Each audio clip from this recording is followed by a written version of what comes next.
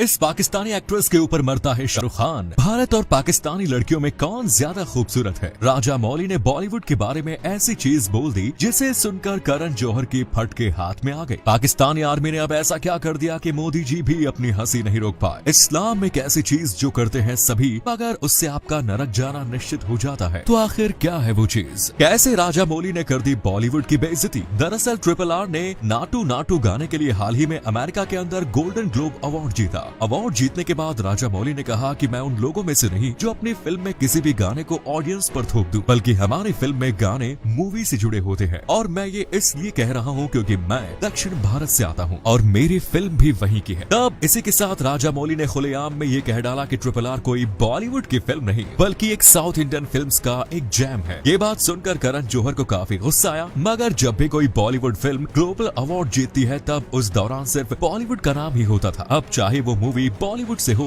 या न हो, मगर क्रेडिट बॉलीवुड को ही मिलता है। मगर राजा मौली की फिल्म की एक्ट्रेस तमन्ना, जो कि भारतीय हैं और जिसकी खूबसूरती को पाकिस्तान की एक्ट्रेस भी नहीं टक्कर दे सकती, लेकिन पाकिस्तान और भारत की इन एक्ट्रेसेस में से आपके मुताबिक कौन ज्यादा खूबसूरत है? फिलहाल भारत की सबसे मशहूर एक्ट्रेसेस की बात की जाए तो उनमें दीपिका पादुकोण, रश्मिका मंदाना और समांथा का नाम जरूर आता है। दीपिका पर मूवी के लिए 15 करोड़ चार्ज करती है, जबकि रश्मिका की पर मूवी कॉस्ट 5 करोड़ है। समांथा एक मूवी के लिए 3 से 8 करोड़ रुपए लेती है। पाकिस्तान की मशहूर अदाकारा माहिरा खान, सबा कमर और आयजा खान है और ये तीनों ही सुंदरता के मामले में भारत की इन टॉप एक्ट्रेसेस को कांटे की टक्कर देती है, लेकिन इनकी पर मूवी कॉस्ट करोड़ों नहीं बल्कि लाखों में है, जिस वजह से कमाई के मामले में भारत की एक्ट्रेसेस पाकिस्तान से बहुत आगे है और फॉलोअर्स के मामले में भी भारत की एक्ट्रेसेस ने ही बाजी मारी है। मगर ये पाकिस्तानी एक्ट्रेस सभी इस्लाम धर्म से आते हैं, जिसमें ये चीजें करना पूरी तरह से हराम है और जो भी मुसलमान इन्हें करता है वो पक्का नरक में जाता है। इस्लाम में नाचने गाने की अनुमति नहीं है, जिसका उल्लेख इस धर्म की किताबों में भी किया गया है और इसी वजह से मुसलमानों के लिए नाचना गाना हराम माना जाता है। इसके अलावा इस्लाम में सिंगर या म्यूजिशियंस होना हराम होता है। साथ ही भ्रष्ट नेता,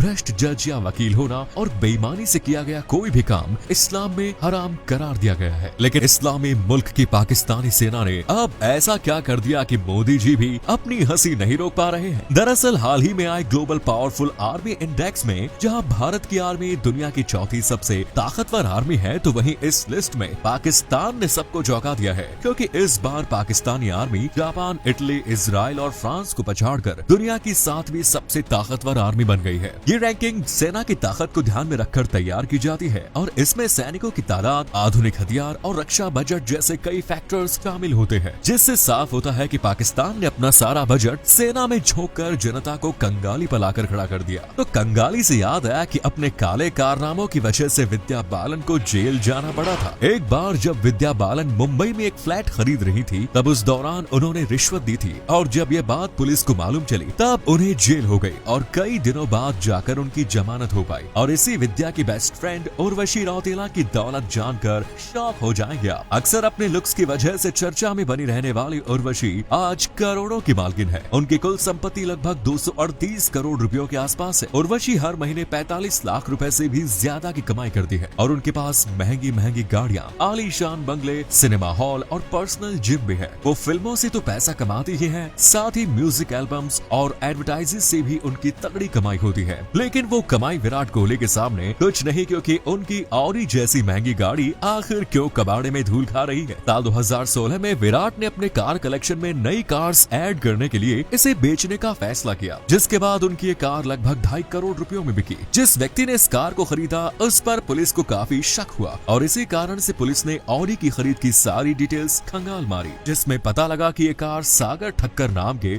एक ऐसे भगोड़े व्यक्ति ने खरीदी है जो पिछले लंबे समय से 500 करोड़ के कॉल सेंटर स्कैम करके पुलिस से छुपा हुआ था। जब उसने इस कार को खरीदा तब पुलिस ने उसे दबोच लिया और विराट के इस कार समेत उसकी सारी संपत्ति जब्त कर ली गई, जिसके बाद से ही ये कार महाराष्ट्र के एक पुलिस स्टेशन में रखी धूल खा रही है। ये ऑडी खरीदने वाले सिर्फ विराट अकेले शख्स हो या न हो, मगर रामायण में रावण ही इकलौता ऐसा शख्स था जिसके पास उड़ने वाला विमान था। पुष्पक नामक इस विमान से रावण धरती पर तो एक जगह से दूसरी जगह जाता ही था, मगर हाल ही में मिले सबूतों से पता चला है कि ये विमान रावण को अंतरिक्ष में भी ले जाया करता था। रिसर्चर्स के एक हाथ एक ऐसा नक्शा लगा है जिससे अंतरिक्ष में जाने वाले सारे रास्ते खुल सकते हैं और अगर हमने इस कोड को डिकोड कर दिया तो हम भी आराम से कम समय में अंतरिक्ष में जा सकते हैं। लेकिन अंतरिक्ष में स्पेस रॉकेट्स को भेजने के लिए उनमें एशियन पेंट्स का इस्तेमाल जरूर होता है, मगर ये एशियन पेंट्स एक पेंट कंपनी नहीं बल्कि कंप्यूटर कंपनी है। जी हाँ, सही सुना आपने, क्योंकि इनको सक्सेस दिलाने में इंसानों से ज्यादा सुपर कंप्यूटर्स का हाथ है, जो कि